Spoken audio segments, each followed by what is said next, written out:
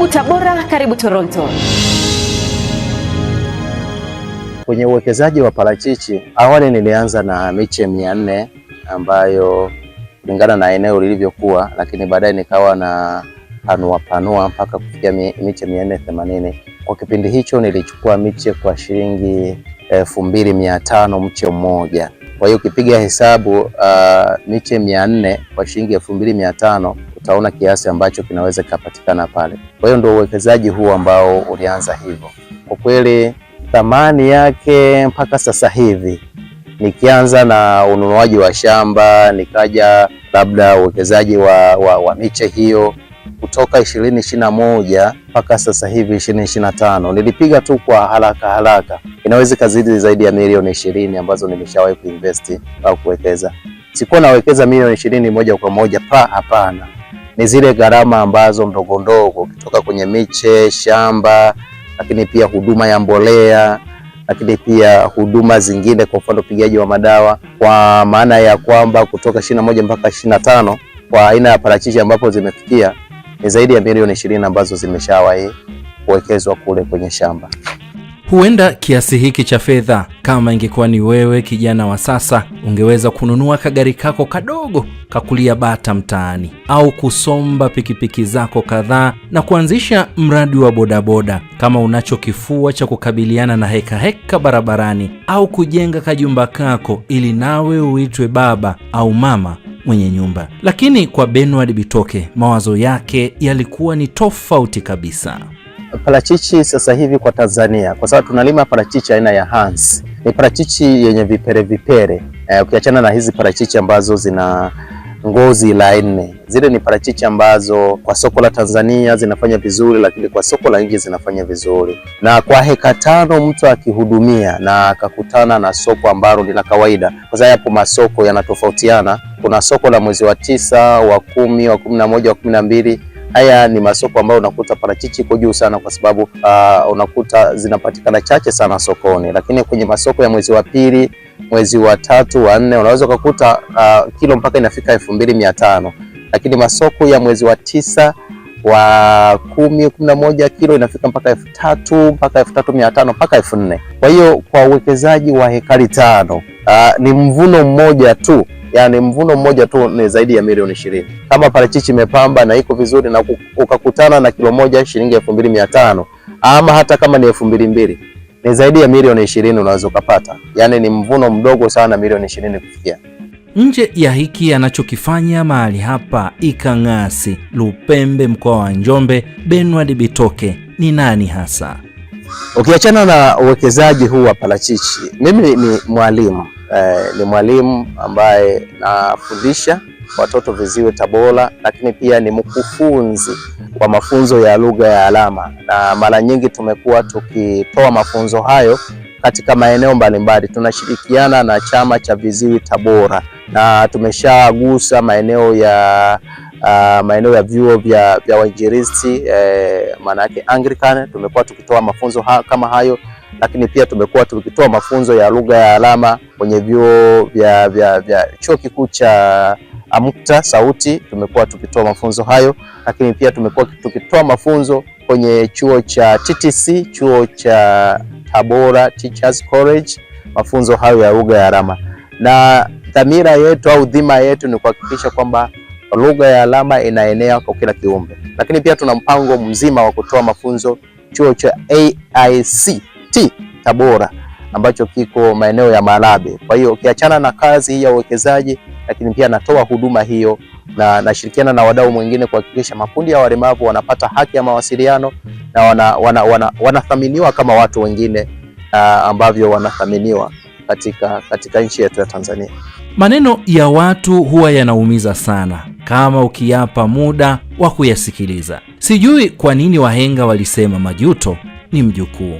Kuna kipindi fulani niliwahi kujuta, na ni mazingira ambayo vijana wangu walikuwa hawana utulivu.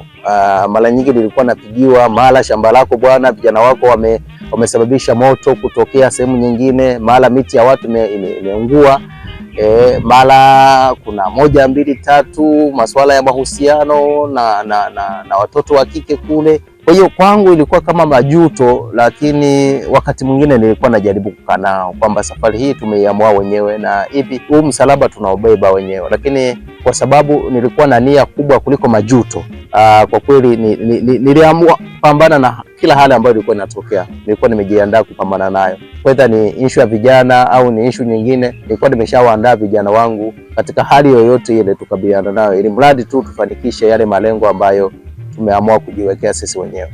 Jambo lolote huwa halikosi changamoto, lakini changamoto kubwa kwa sababu tunachoangalia aina za uwekezaji zinatofautiana. Kuna uwekezaji wa karibu ambao unaweza ukauona mara kwa mara, kuna uwekezaji wa mbali sana ambao unahitaji usafiri, lakini changamoto kubwa ni kwenye usimamizi. Nani atakayevumilia kukaa au kuvaa viatu vyako vya muda wa miaka 5 almost, kuanzia 21 mpaka 25. Kwa hiyo ni changamoto kubwa sana, na hiyo mara nyingi unakuta inawakuta wakulima wengi wa parachichi. Unakuta unapeleka vijana, lakini vijana hawawezi ukaendana na maono yako, na lile jambo sio la muda mfupi, ni almost miaka 4-5. Kwa lazima upate vijana ambao walao wanaweza wakakubeba na kuhakikisha kwamba mnatengeneza kitu ambacho ni bora. Lakini changamoto nyingine kubwa sana ambayo inaweza ikatokea ni kwamba wakati mwingine unaweza ukakuta umelima vizuri parachichi na ni wakati wa kiangazi, ukashangaa wafanyakazi hawajasafisha shamba likaungua, likapata moto. Hiyo ilimkuta rafiki yangu, alikuwa na almost heka zaidi ya 10, zote ziliungua moto. Thamani yake ilikuwa sijui milioni ngapi, zaidi ya milioni 15, 20, zaidi ya milioni 15 ziliteketea.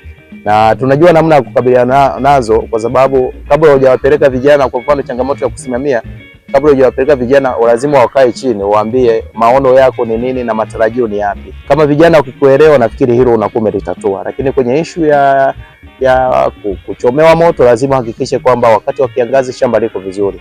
Ukweli ni kwamba amani yako ya moyo ili uilinde, unatakiwa kuangalia ni mazingira gani uwepo, na pia ni nani unatakiwa kuwa naye katika safari yako ya mafanikio. Watu na mazingira vina nafasi kubwa ya kuamua uwe na amani au la, na hii ndiyo siri iliyopo nyuma ya kilimo hiki cha parachichi. Mimi safari hiyo ya parachichi ilikuwa na lengo lingine nyuma ambalo limejificha. Lengo pia ni kusaidia makundi haya ya watu wenye ulemavu. Kupitia parachichi hiyo nitengeneze empire moja ambayo itakuwa ya mfano. Inawezekana ikawa Tabora au Dodoma, lakini bado sijapata location nzuri ambayo itawahudumia, ambayo itakuwa na huduma, na huduma hiyo itakuwa inatolewa na makundi hayo ya watu wenye ulemavu, hususan viziwi. Sina shaka kijana huyu ametufungua macho na masikio tulio wengi ambao tuliamini kuwa ni lazima uwe na mamilioni ili uweze kuanzisha kilimo hiki, lakini penye nia pana njia.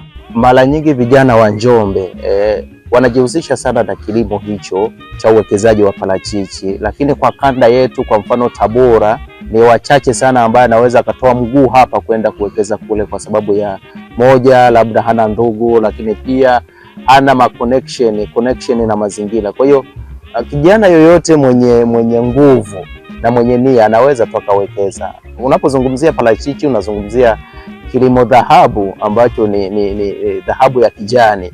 Dhahabu ya kijani wataalamu wanaita hivyo. Kwa hiyo ni kilimo ambacho hakiwezi kumwacha mkulima hivyo.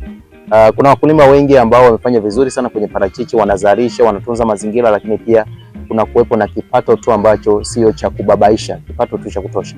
Ni shauri kwa vijana kwamba jambo lolote linawezekana. Ni kweli uwekezaji ni wa muda mrefu, lakini bado uwekezaji ambao utagusa maisha ya watu unakuwa bora zaidi kuliko uwekezaji ambao utakugusa wewe mwenyewe tu. Lakini ule ambao utagusa maisha ya watu, haijalishi ni nyakati gani, Mungu ataendelea kusimama na wewe, kwa sababu ameshaona nyuma yako kuna kundi linaenda kupatiwa mabadiliko. Unaweza ukawekeza kwenye michikichi, unaweza ukawekeza, yani kila mmoja na pathway yake, kila mmoja na njia yake ambaye Roho wa Mungu anazungumza naye. Mimi njia yangu ilikuwa ni hiyo, kuhakikisha kwamba natunza mazingira kupitia parachichi, lakini pia kupitia parachichi tunapata lishe na matunda, lakini kupitia parachichi tunavuna uchumi kupitia mambo matatu. Huenda si muda mrefu ndoto ya Benward Bitoke itatimia kupitia uwekezaji huu anaoufanya mahali hapa. Mara nyingi sisi wazalishaji wa maeneo la Lupembe kule Ikang'asi, unaweza ukakutana na maneno ya watu ama mitazamo ya wanunuaji, wanasema parachichi za Njombe hazifanyi vizuri. Niwahakikishie parachichi za Njombe, Lupembe, Ikang'asi zinafanya vizuri sana, na mimi nimekuwa nikijiwekea malengo kwamba nataka nizalishe parachichi, lakini pia nizalishe parachichi zilizo bora miongoni mwa wakulima ambao watatajwa, hata kama ni kieneo kidogo tu eka 5, basi na mimi nitajwe kwa kile kidogo ambacho nitakuwa nimekifanya kwa uzuri, kwa sababu nafuata utaratibu kama wanavyofanya hao wazalishaji wakubwa ambao wamezalisha parachichi.